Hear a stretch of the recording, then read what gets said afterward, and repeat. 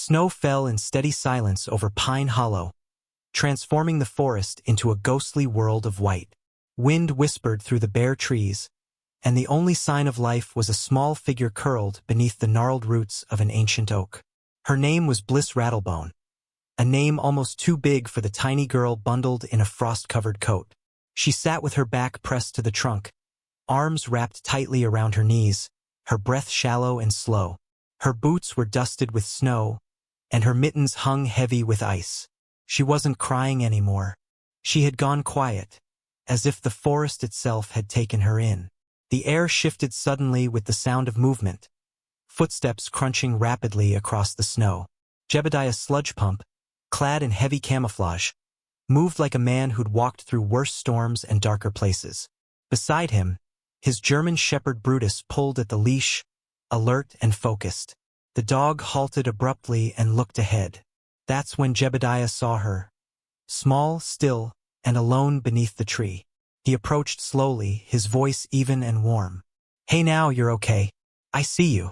Brutus crept forward, sniffed, then sat calmly beside the girl, resting his head gently on her knee. Bliss didn't recoil. Her mittened hand, stiff from cold, moved to Brutus's fur. That small gesture told Jebediah everything. She wasn't feral, not lost beyond saving. He knelt and pulled out an emergency blanket, wrapping it around her shivering frame. Her cheeks were raw, her lips blue. "Where's your family?" he asked. No answer. But she looked at him with hollow, ancient eyes that had seen something too heavy for 7 years. He scanned the snow. There were no other footprints, no dragging marks, only Bliss's faint trail weaving through the woods. No one had led her here. She came alone. He scooped her up gently, and she leaned against his chest without resistance. Brutus trotted beside them as they made their way through the trees, the wind rising behind them like a warning. Jebediah's instincts were screaming. This wasn't just a case of a child wandering off. There was something else buried beneath the silence. The kind of silence that holds secrets. Just before they reached the edge of the clearing, Bliss stirred. Her voice was a whisper against his coat. "He didn't want me to follow," she said. Jebediah stopped mid-step. His breath caught in his throat. "Who?" he asked, already fearing the answer. She looked up slowly, her voice steady this time. "My brother." The clinic in the small town of Crankfield's Hollow was dimly lit and smelled faintly of antiseptic and old wood. A place that had seen more broken bones than broken hearts, but tonight it would make room for both. Bliss Rattlebone sat on the exam table, her small legs dangling, her coat and boots laid out on the chair beside her. She clutched a mug of lukewarm cocoa with both hands. Across the room, Jebediah Sludgepump leaned against the wall, arms crossed, Brutus curled at his feet like a silent sentry. The nurse, Morgana Twitchley, tried her best to coax the girl into answering questions. "Can you tell me your name, sweetheart? Do you remember where you live?" Bliss stared at the wall. No response. Morgana's voice softened, but her eyes flicked toward Jebediah with a worried look. He stepped forward, crouched near the girl, and spoke low. "They're just trying to help, Bliss. Just like Brutus did." At the sound of the dog's name, Bliss looked down at him and gave a faint nod. But still nothing more. Sheriff Zebulon Crankfield arrived not long after, his boots thudding heavily on the old floors. His mustache twitched with frustration. "Kid won't talk, won't give us a name. No reports of missing girls match her description. Could have been dropped off by someone trying to get rid of her." Jebediah turned toward the sheriff slowly. "She said one thing," he said. "She has a brother, and he didn't want her to follow him." That gave Zebulon pause. "A brother?" he muttered. "We don't have any siblings listed missing. Not recently." He looked back at the girl, who now avoided both their eyes. In the hallway outside, Jebediah called someone he hadn't spoken to in nearly a year. Calypso Wrenchmore, a caseworker who specialized in child trauma. "This girl's different," he told her. "She's not just scared. She's protecting something."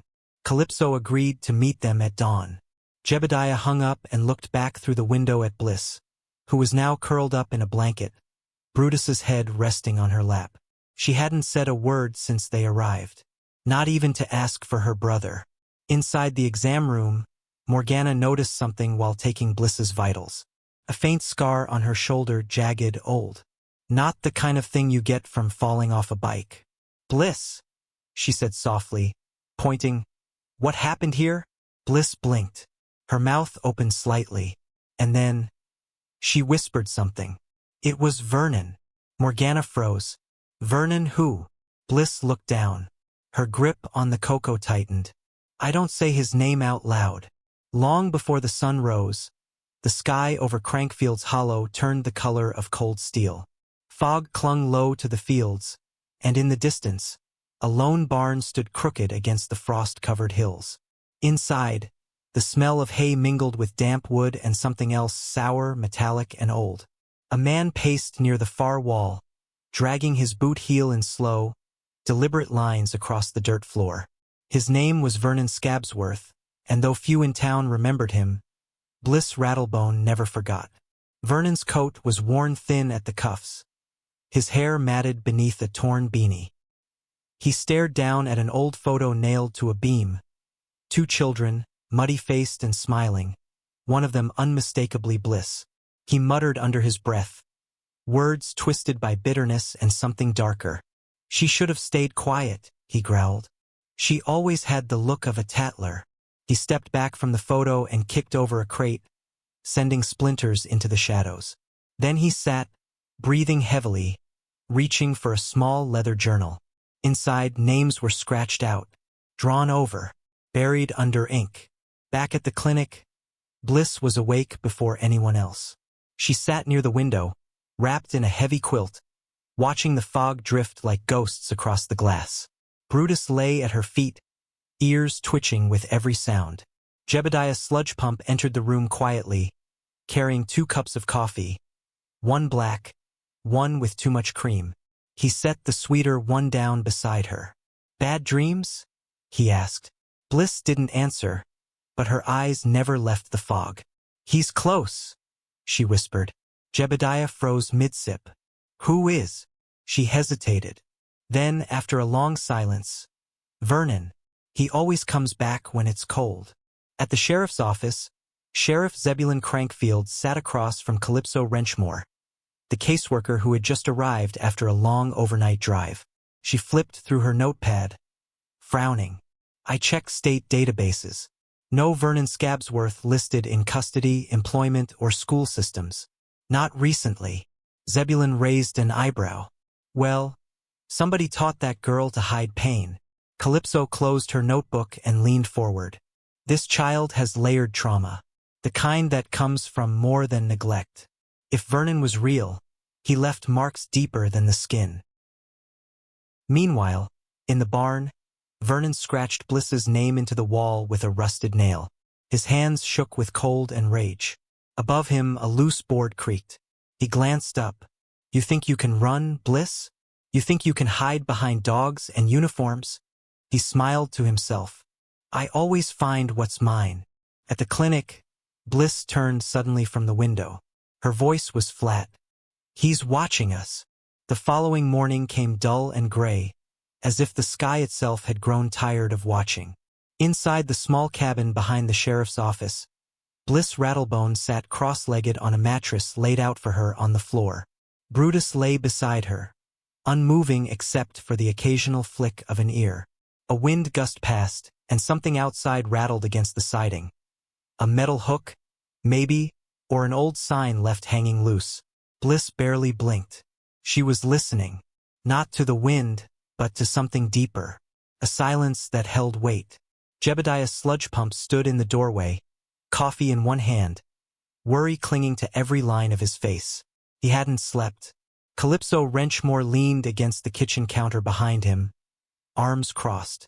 "She says he's near," Jebediah muttered. "But there's been no signs. No reports of anyone named Vernon in these parts." Calypso didn't look up from her notebook. Kids like her feel things before adults do.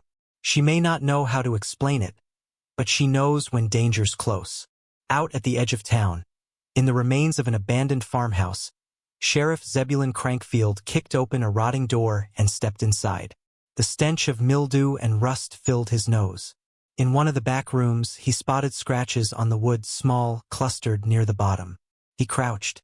"Like fingernails," he whispered. Behind him, Deputy Dexter Von Spittoon shifted uneasily. "That girl said she lived somewhere with red wallpaper," Dexter offered. Zebulon turned slowly. The room's faded walls were still streaked with peeling maroon. "Get Calypso out here," he said. "And bring gloves." Back at the cabin, Bliss sat upright. Her breath hitched. Brutus growled low, deep in his chest. Jebediah stepped inside, sensing the change instantly. "Bliss?" he asked, his voice calm but sharp. She didn't answer. Her eyes were locked on the door. Calypso joined him, moving carefully. "What is it?" she asked gently. Bliss whispered. "He was here. Last night." Jebediah stepped out onto the porch, scanning the frost-covered grass. That's when he saw it. Faint, nearly vanished in the morning thaw. A boot print. Inside, Calypso knelt beside Bliss. "How do you know it was him?" Bliss hugged her knees tightly. Her voice was almost too soft to hear. "He leaves scratches on the doors, like a dog, before he comes in." Calypso swallowed hard. The girl wasn't imagining things. She was remembering them. That night, Jebediah moved the girl and Brutus to his own home just outside of town, where the property was fenced and the doors were steel. But as he checked the locks one last time before bed, he found something that made his stomach drop. A long, fresh scratch right beside the back door handle. The scratch on the back door wasn't deep, but it was unmistakable. Thin, sharp, and deliberate, drawn with something metal, not claws. Jebediah Sludgepump crouched and ran his finger over it, the cold seeping through his gloves. Brutus stood beside him, tense, ears raised. Whoever had been here knew how to avoid being seen. "He's playing games now," Jebediah muttered, glancing toward the house. Inside, Bliss Rattlebone sat quietly at the table, staring at her untouched toast, her fingers nervously twisting the edge of her sleeve. Calypso Wrenchmore arrived an hour later, suitcase in hand, refusing to leave the girl alone another night. "He's escalating," she said, setting up her temporary files on the kitchen counter. "Stalkers get bolder when they sense proximity." Jebediah didn't respond right away. He was staring at an old photograph on the fridge. His late wife, a woman with a kind smile who had passed before Brutus was even born. "You think she's hiding more than just trauma?" he finally asked. Calypso nodded. "I think she's protecting someone, or something." Later that afternoon, while preparing the wood stove, Jebediah noticed a loose board behind the hearth. It wasn't recent damage. It had been pulled away deliberately, then set back into place to look untouched. Curiosity overtook caution. He pried it open and reached inside, pulling out a yellowed envelope, brittle with age. It had no name on it, just the word "don't." He hesitated, then opened it. Inside was a drawing, a child's drawing. 2 stick figures, a tall one and a small one, standing next to a tree. But something about the tall figure was off. Its hands were blackened scribbles, and its mouth was a jagged red slash. Beneath the drawing, in shaky, blocky letters, "He followed me home." Jebediah stepped back from the stove, stunned. He showed the drawing to Calypso, who sat down slowly as she studied it. "This wasn't made recently," she said. "Look at the ink fade. This could be a year old or more." Jebediah looked toward Bliss, who was now curled up with Brutus in the corner of the living room, humming something soft under her breath. That night, Bliss woke up screaming. Jebediah rushed in, Brutus already by her side. She clung to the dog, trembling. "He's inside," she sobbed. "He's in the house." Jebediah searched every room, nothing. All the doors were still locked. But when he returned to her side, she looked him in the eye, panic raw in her voice. "He never uses doors." Then she pointed to the floor vent near the baseboard. "He comes through the dark places." The morning after Bliss's outburst, Jebediah Sludgepump stood outside his house, staring at the rusted floor vent she'd pointed to. He had already unscrewed the grate. Nothing but dust, mouse droppings, and dead leaves. Still, he couldn't shake her words. He never uses doors. Brutus lingered beside him, tail stiff, nose twitching toward the vent. The dog wasn't barking, but he wasn't at ease either. Inside, Calypso Wrenchmore watched Bliss sketch at the table. The girl had barely spoken since the nightmare. This time, she was drawing a house, bent and lopsided, with 4 windows and smoke curling from the chimney. "Where is this place, Bliss?" Calypso asked gently. Bliss didn't look up. She whispered, "That's where Vernon took Jacob." The name hit like a nail through the air. Jebediah returned just in time to hear it. "Jacob? Who's Jacob?" Bliss paused, then looked at him. "My brother." Sheriff Zebulon Crankfield showed up late that afternoon with a file under his arm and a frown that hadn't left his face since dawn. "I asked the state archives for old incident reports tied to the Rattlebone name." He tossed the folder onto the table. Inside, faded newspaper clippings, incident photos, and a child services record with Bliss's full name. Bliss May Rattlebone Bleak. Jebediah raised an eyebrow. "Bleak?" Zebulon nodded grimly. "As in Tundra May Bleak. Her mother grew up out on that stretch of farmland by the woods. The same land where Vernon Scabsworth was last seen 7 years ago." Jebediah felt a cold weight settle in his chest. "She never told us that name." Calypso flipped through the documents. "Because she was taught not to." One report stood out. A call made from Bleak Farm reporting the disappearance of a boy named Jacob Rattlebone, age 12. No body ever found. No follow-up. Case quietly closed. Cause listed as family conflict. Bliss would have been 5. They drove out to the old Bleak Farm just before sunset. The buildings stood like gravestones. Weathered, hollow, forgotten. The house was boarded, the barn sagging inward. But Bliss, seated in the back of Jebediah's truck, stared out at it with wide, unblinking eyes. "He's still in there," she said quietly. "Waiting." Jebediah stepped out first, hand on his sidearm. Calypso followed. Brutus stayed close, body tense. As they approached the porch, Bliss spoke again, this time louder. "He only comes at night, and only if someone says his name." They froze. Then Bliss turned her face toward the barn and whispered, "Vernon." The boards on the old barn door groaned as Jebediah Sludgepump pried them apart, the rusted hinges shrieking like something protesting its own resurrection. Dust exploded into the air, thick with the scent of mildew and old hay. Brutus growled low, his body rigid. Jebediah stepped in first, flashlight sweeping across rotted wood and shattered glass. Calypso Wrenchmore followed close behind, her pulse hammering in her throat. Inside, the barn felt wrong.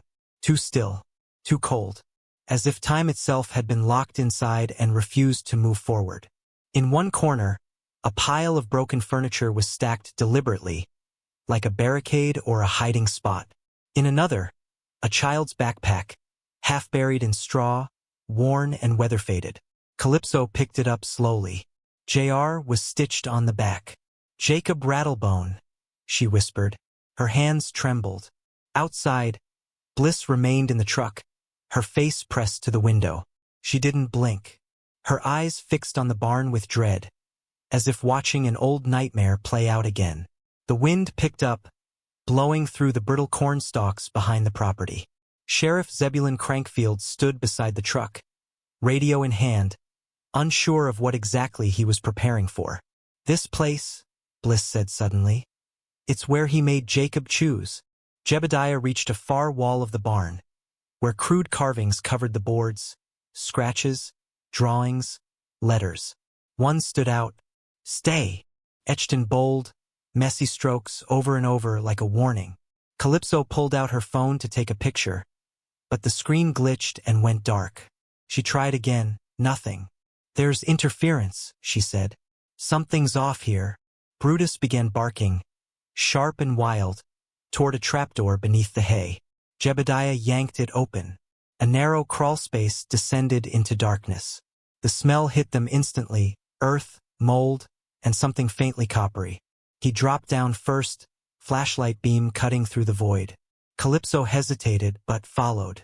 Below was a small underground room, stone walls, damp floor, and in the center a rusted metal chair. Restraints still bolted to the arms. Jebediah's mouth went dry.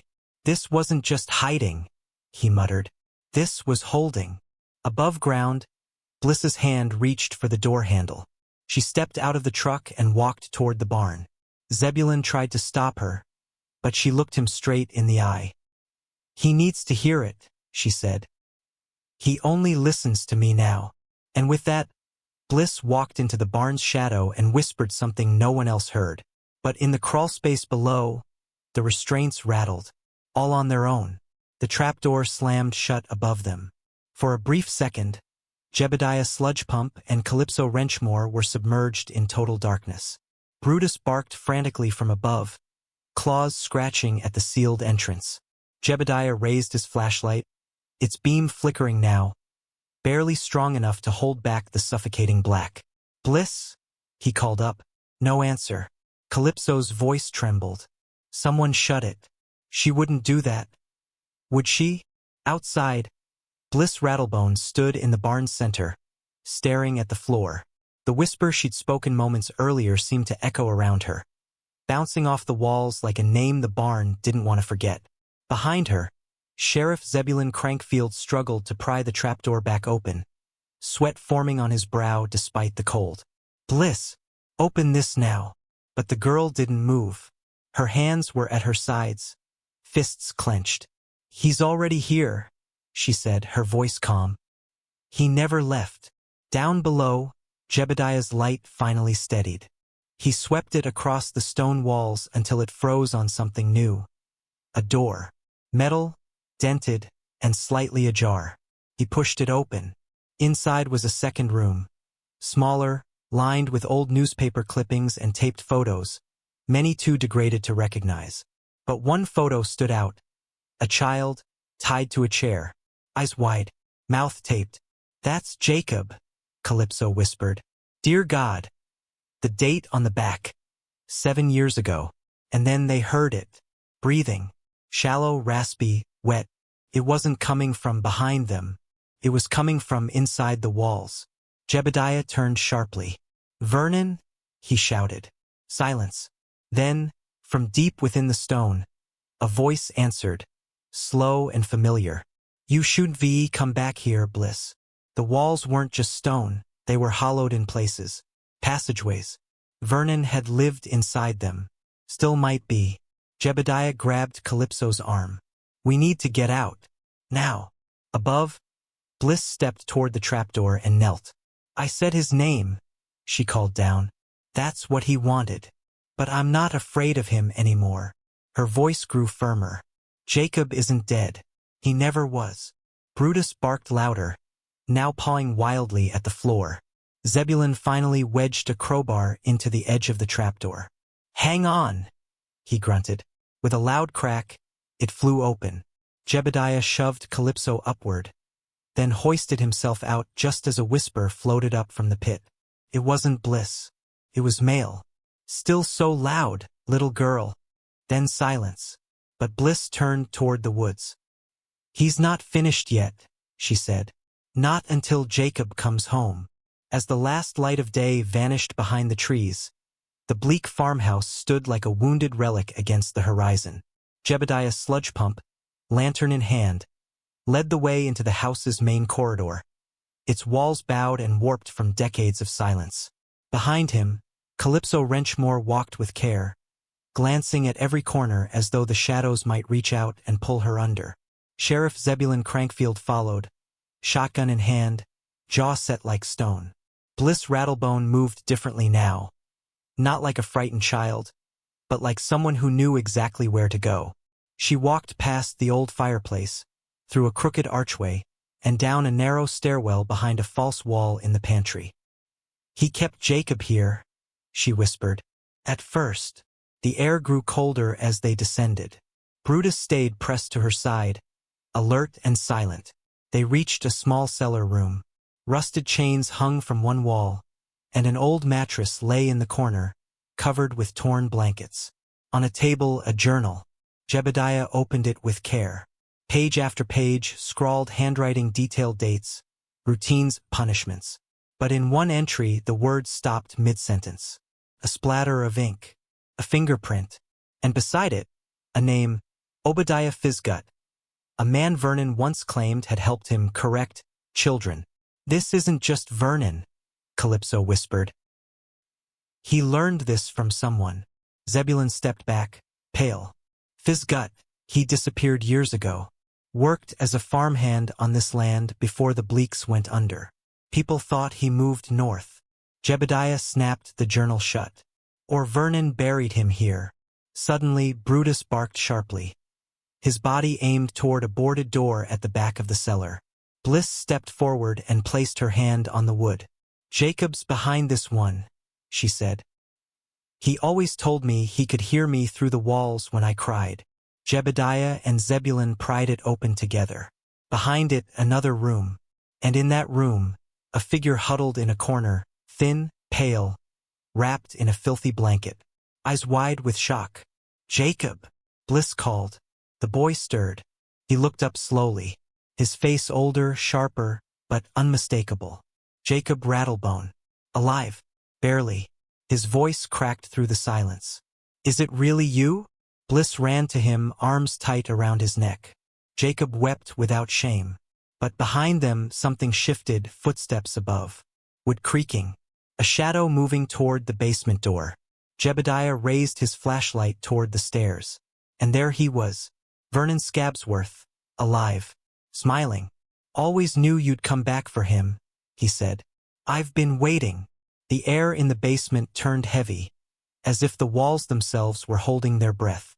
Vernon Scabsworth stood halfway down the stairs, shotgun slung over one shoulder, a crooked grin carved across his face.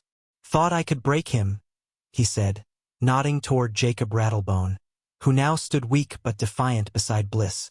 "But he's got the same fire she does." His eyes narrowed on Bliss. "You never learned to stay gone."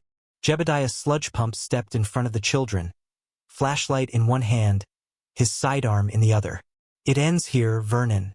Let them go."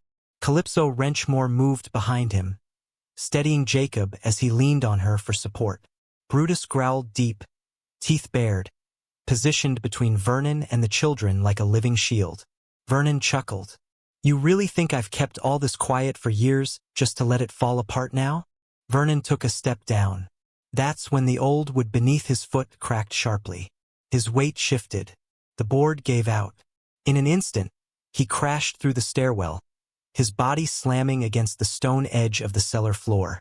The shotgun flew from his hands. Silence followed, brief, stunned. Then a groan. He wasn't dead. Not yet. Jebediah rushed forward, kicking the weapon away and pinning Vernon to the ground. "You're done," he growled. "No more cages. No more children." Vernon tried to laugh, but blood bubbled at the corner of his mouth. "They'll never believe her. Not the whole truth. People don't like when girls speak up." Bliss stepped forward. Her voice was quiet but unwavering. "I don't care if they believe me. I just wanted Jacob back." Her eyes locked with Vernon's one last time. "And I wanted you to know I'm not afraid of you anymore." Sirens echoed in the distance. Sheriff Zebulon Crankfield had radioed for backup, and the farm was soon flooded with red and blue lights. Vernon was taken into custody on a stretcher, eyes wild and unrepentant. The underground room was sealed off, the journals collected as evidence. Jacob was rushed to the hospital for treatment. Bliss refused to leave his side. Weeks later, the Rattlebone siblings were placed in care together under Calypso's supervision. Jebediah visited often, bringing Brutus along, who had adopted Bliss as his own. The girl who once sat alone in the snow now smiled when someone said her name. One evening, Bliss sat under a tree behind the children's center, sketching in silence. Jacob joined her. "Do you think he's gone for good?" he asked. She looked up at the sky, warm light fading behind the hills. "No," she said, "but now we're not afraid."